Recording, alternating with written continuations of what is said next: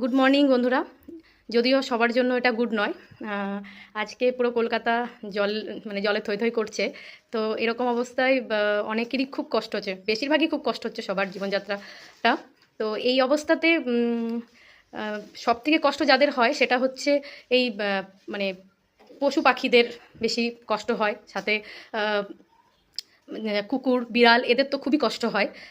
এই অবস্থায় মানে আজকে সকালবেলাতে আমার এই বাড়ির সামনে একটা অনেকগুলো বিড়াল থাকে, কুকুরও থাকে। তো সেখানে রেয়াংশ সবসময় ওকে দেখলে মানে বিড়ালগুলোকে দেখলে আদর করতে যায়। তারপরে যখন কিছু খাবার থাকে ও দিয়ে আসে, দুধ বা অন্য কিছু মাঝে মধ্যে দেয়।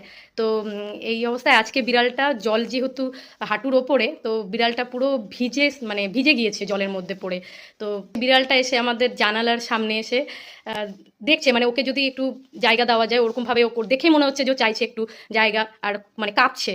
তো তখন এটা দেখে রেয়াংশের খুব মানে মন খারাপ, তখন থেকেও শুরু করেছে যে কি করা যায়। তো বসে ঘরে কার্টুন ছিল, তো কার্টুনটা নিয়ে এই একটা ছোট্ট একটা বিড়ালের জন্য ঘর বানিয়েছে। হয়তো দেখো, হয়তো একটা দুটো বিড়াল বা তিনটে বিড়াল হয়েও যেতে পারে।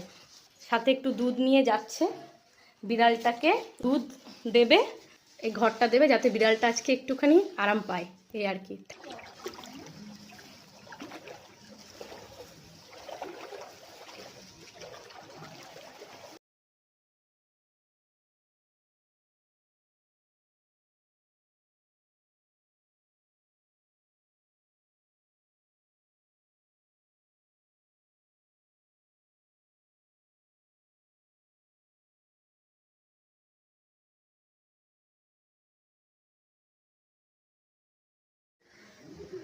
আমি যে বাড়িটা বানিয়েছিলাম সেখানে বিড়াল এখন ঢুকে বসে আছে।